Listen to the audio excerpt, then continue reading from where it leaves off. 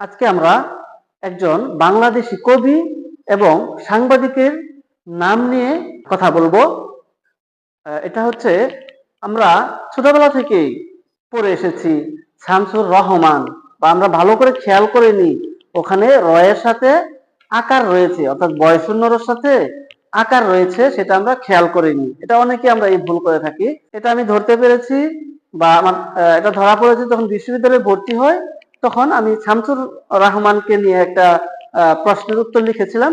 সেখানে স্যার এই পুরো প্রশ্ন আমাকে কেটে দিয়েছিলেন, কারণ প্রধান যাকে নিয়ে আমরা আলোচনা করব তার নামটাই আমি ভুল করেছি, এবং বাংলাদেশের এরকম একজন গুরুত্বপূর্ণ সাহিত্যিকের নাম ভুল করার কারণে স্যার সেটিকে পজিটিভ ভাবে নিতে পারেনি।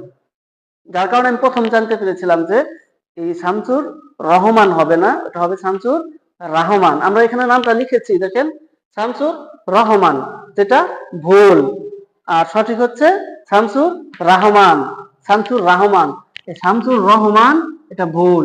এটা সঠিক বানান হচ্ছে শামসুর রাহমান। রয়ের সাথে বয়শূন্য রয়ের সাথে আকার হবে। আকার যদি না দিই তাহলে সেটা ভুল, তাহলে আকার দিলে সেটা সঠিক হবে। অর্থাৎ আমরা রহমান করব না, আমরা বলবো শামসুর রাহমান। এটা নিয়ে ছোট্ট একটি কাহিনী রয়েছে, ঘটনা রয়েছে। একবার কোন একটা সভায় কবি শামসুর রহমানকে প্রধান অতিথি করে তাকে আমন্ত্রণ জানানো হয়। পরবর্তীতে কবি শামসুর রহমান তিনি সেই সভায় উপস্থিত হয়ে দেখতে পেলেন যে তার পিছনের যে নামের মঞ্চের পিছনে যে ব্যানারটি রয়েছে, সেই ব্যানারে তার নামের বানানের জায়গায় লেখা নাগরিক কবি শামসুর রহমান, যেটা দেখে তিনি রাগান্বিত হয়ে যান এবং সাথে সাথে সেই সভাস্থল ত্যাগ করে চলে আসেন। কোনো প্রকার বক্তৃতা উপস্থাপন না করেই সেখান থেকে চলে আসেন।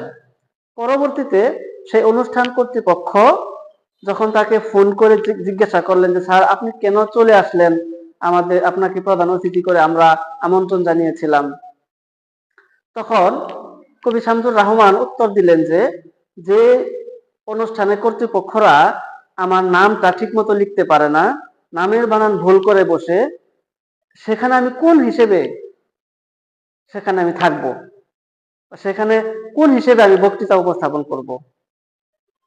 তাহলে আমরা এ থেকে বুঝতে পারি যে নামের বানানটা কতটা গুরুত্বপূর্ণ এবং কতটা এটা ছিল কবি শামসুর রহমানের জন্য মর্যাদার হানিকর। তো আমরা জানলাম যে একজন মানুষের নাম সঠিকভাবে লেখাটা কতটা গুরুত্বপূর্ণ। তো আজকে এই পর্যন্তই, সবাই ভালো থাকবেন।